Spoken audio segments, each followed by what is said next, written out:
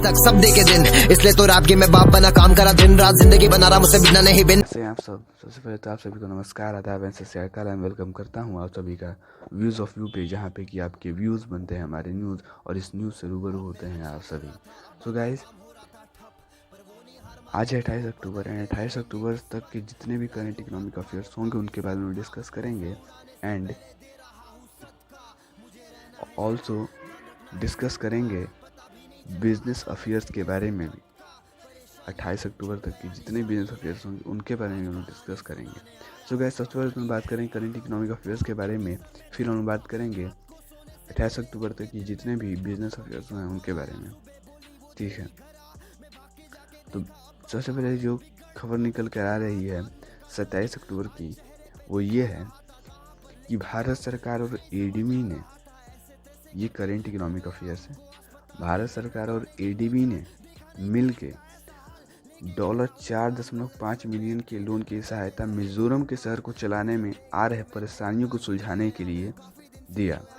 क्यों दिया? क्योंकि मिजोरम की राजधानी ऐजवाल में शहरीकरण की जो रफ्तार है, कहने का मतलब है कि यहाँ पे जो शहरीकरण है, अर्बनाइजेशन है, उसका रफ्तार, उसका जो स्पीड है वो तो तेज है और संग संग अप्रयोजित है, जिससे बहुत सारी समस्याएं आ रही हैं। जैसे ऐजवाल के रोड की चौड़ाई काफ़ी कम है और शहरीकरण की रफ्तार तेज, जिससे ट्रैफिक कंजेशन आ रहा है, जिससे आवश्यक सामानों को पहुंचाने में देरी हो रही है। यानी कि मैनेजमेंट मिजोरम का इज़ नॉट गुड। मतलब कि अगर मैनेजमेंट, हमने जैसे कि कल तक पढ़ा था कि अगर मैनेजमेंट में एफिशिएंसी और इफ़ेक्टिवनेस ना हो तो यहाँ पे एफिशिएंसी है नहीं, कॉस्ट लगाया ही नहीं गया तो एफिशिएंसी कहाँ से होगी।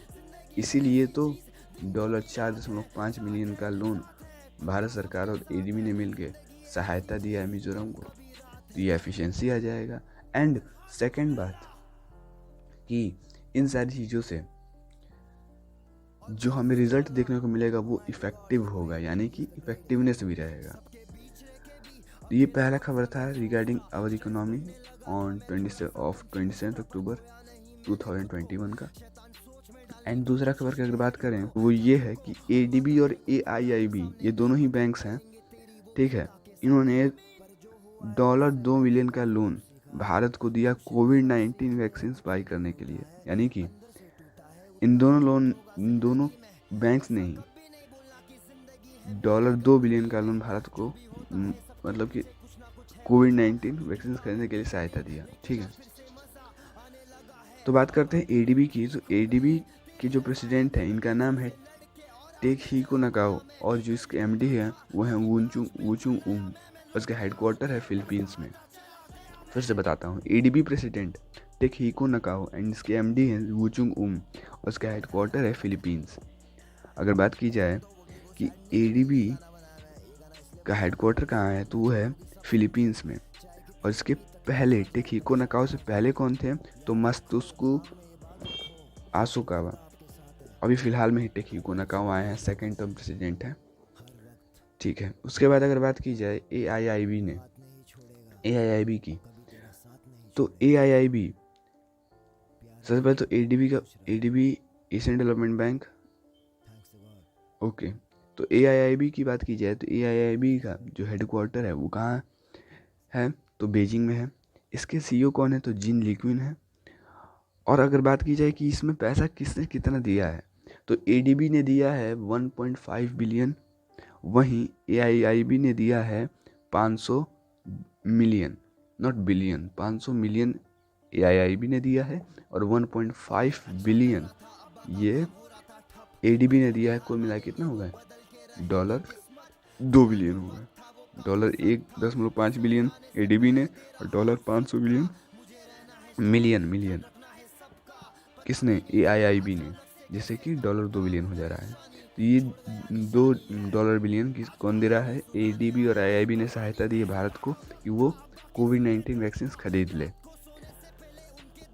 तीसरी बड़ी खबर जो निकल के आ रही है रिगार्डिंग आवर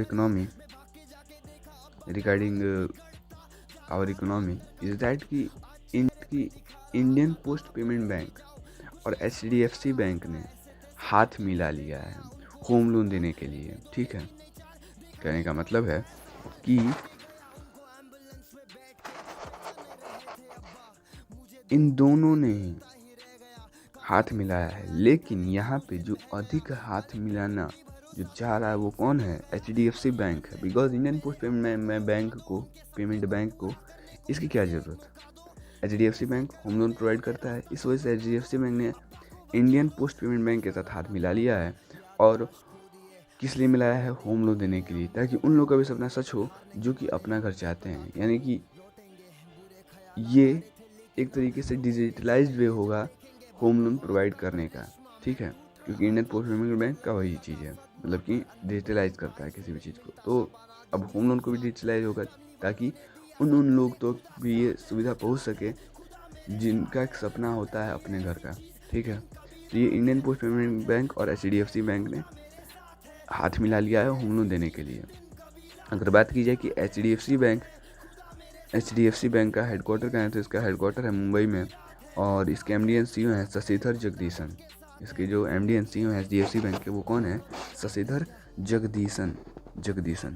ठीक है, उसके बाद आता है कि ये इंडियन पोस्ट पेमेंट बैंक, इसका हेडक्वार्टर कहाँ है, तो इसका हेडक्वार्टर है न्यू दिल्ली में, और इसके जो MD एंड CEO हैं उनका नाम है जे वेंकट रमू।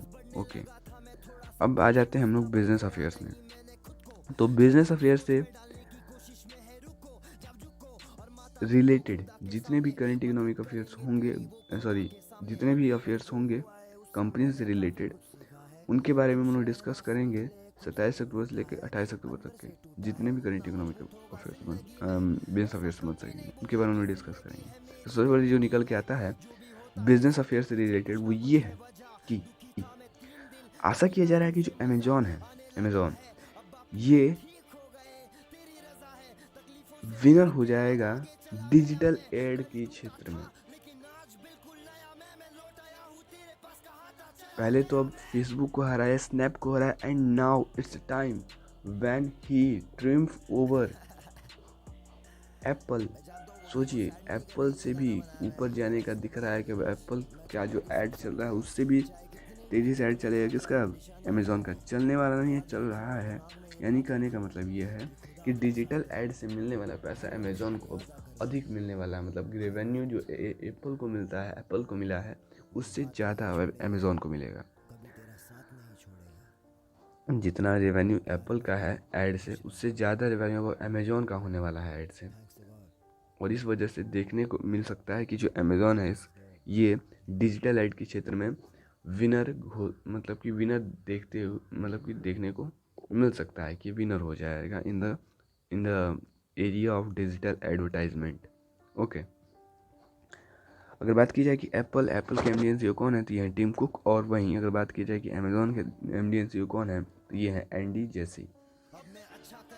पहले जेफ बेजोस थे, नाउ अमेजॉन के जो MD एंड CEO हैं वो कौन है? जेफ बेजोस कह रहे हैं। पहले जेफ बेजोस थे एंड नाउ इसके जो MD एंड CEO वो कौन है? Andy Jassy. ठीक है, दूसरी जो सबसे बड़ी खबर निकल के आ रही है वो ये है कि जो मारुति सुजुकी है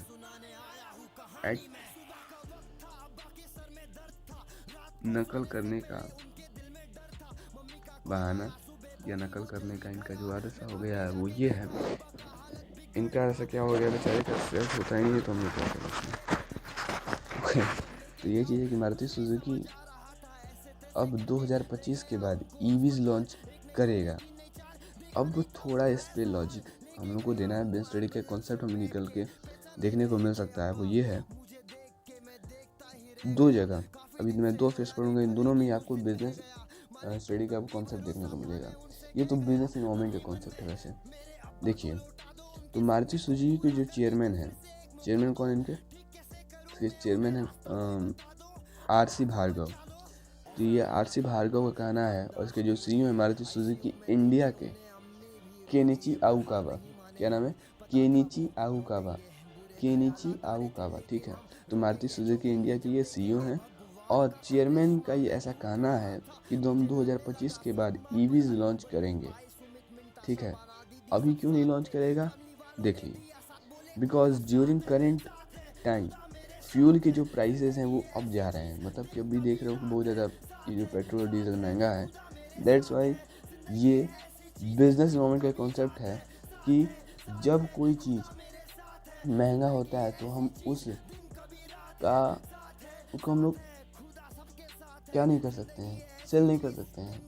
जैसे कि हम लोग ने जैसे इकोनॉमिक्स में एक कॉन्सेप्ट पढ़ा था कि कॉम्प्लीमेंट्री गुड्स, अगर पेट्रोल का दाम बढ़ा दिया जाए तो कार का डिमांड कम हो जाता है। दैट इज़ द रीज़न कि भार्गव ने ऐसा कहा कि हम 2025 के बाद ही लॉन्च कर पाएंगे, because now in current time current situation fuel prices are going up and Maruti Suzuki focus more on CNG, यानी कि मारुति सुजुकी सीएनजी पर अधिक फोकस कर रही है। एंड दैट्स द रीज़न कि मारुति सुजुकी इंडिया के जो चेयरमैन हैं भार्गव ने ऐसा स्टेटमेंट दिया। अगर बात की जाए कि इसके सीईओ कौन है तो केनिशी आउकावा, इसका जो हेडक्वार्टर है वो न्यू दिल्ली में है। ठीक है, मारुति सुजुकी इंडिया का हेडक्वार्टर न्यू दिल्ली में है। तो ये आज तक की सबसे बड़े सबसे मेन खबर थे जो कि आपने देखे। जा रहा है कि जो पैकेज फूड कंपनी है ब्रिटानिया, ये क्रिएट कर रहा है नया पोजीशन चीफ एग्जीक्यूटिव ऑफिसर का, जो कि ब्रिटानिया के एमडी वरुण बेरी जो कि हैं उनको रिपोर्ट करेगा। यानी ब्रिटानिया सक्सेशन प्लान बना रहा है क्योंकि ब्रिटानिया के बिजनेस इमर्ज हुआ है ड्यू टू पेंडेमिक। बोलोगे इसके वजह से कैसे इसका बिजनेस इमर्ज हो गया, उभरा कैसे? देखो सिंपल सा लॉजिक है, किसी का लॉस किसी के लिए फ़ायदा हो जाता है। जैसे कि उन्होंने पढ़ा है इकोनॉमिक्स में कि किसी का खर्चा किसी के लिए इनकम बन जाता है, जस्ट लाइक दैट यहाँ पे किसी का लॉस किसी के लिए फ़ायदा हो जा रहा है। क्योंकि लॉकडाउन से लोग अपने ही घर पर थे, इससे ब्रिटानिया का सेल्स बढ़ा और सेल्स बढ़ने के कारण रिस्पॉन्सिबिलिटीज़ भी बढ़ी। ठीक है, और रिस्पॉन्सिबिलिटीज़ बढ़ी तो इस वजह रिस्पॉन्सिबिलिटी को डेलीगेट करने के लिए, ठीक है, वरुण बेरी ने कहा कि हम लोग ऐसे व्यक्ति की तलाश कर रहे हैं जो कि हायर रिस्पॉन्सिबिलिटीज़ ले सके। अपने स्टेटमेंट में इन्होंने ऐड किया था ये बात कि हम लोग ऐसे व्यक्ति की तलाश कर रहे हैं जो कि हायर रिस्पॉन्सिबिलिटीज़ ले सके। देखो ड्यूरिंग कोविड-19 हम लोग अपने हेल्थ को लेकर कॉन्शियस हो गए थे, इस वजह से हम लोग हर एक चीज़ पैक चाहते थे, कोई भी चीज़ खुला में नहीं चाहते थे। ठीक है, इस वजह से भी इसका जो बिज़नेस है वो उभरा। ठीक है, क्योंकि ये एक पैकेज फूड कंपनी है, क्योंकि हर एक चीज़ पैकेज में रहता है। जब हम लोग इसको लेके एकदम क्या हो गया था, कंसिस्टेंस हमारे अंदर आ गई थी, एक सीरियसनेस आ गया था, जिस वजह से ब्रिटानिया कंपनी का कोविड-19 के दौरान बिजनेस फला फूला। ठीक है, इस वजह से उसके सेल्स भी बढ़े और रिस्पॉन्सिबिलिटी भी बढ़ रही है फिलहाल में उसकी। और इस वजह से वरुण बेरी का ये कथन आया। ठीक है, आप जानते हैं गुड डे बीसी कंपनी है, मैरी गोल्ड बीसी कंपनी है, इसी में कंपनी नहीं है बेसिकली, इसी के ब्रांड्स हैं। तो इसी कंपनी के ब्रांड्स हैं, गुड डे बिस्किट हो गया, फिर मैरी गोल्ड बिस्किट हो गया, सब इसी के ब्रांड्स हैं। तो ये एक बड़ी खबर। कुछ सैटरडे संडे के बारे में, सैटरडे को पार्ले आने वाले हैं और संडे को ब्रिटानिया। ठीक है, ब्रिटानिया का भी हम लोग ने मतलब कि ग्लिम्स लॉन्च नहीं किया है, ग्लिम्स जल्द उसका लॉन्च होगा। एंड तब तक के लिए आप सभी को बहुत सारा प्यार, एंड हम सबकी तरफ से, व्यूज ऑफ यू की तरफ से आप सभी को बहुत सारा प्यार एंड धन्यवाद।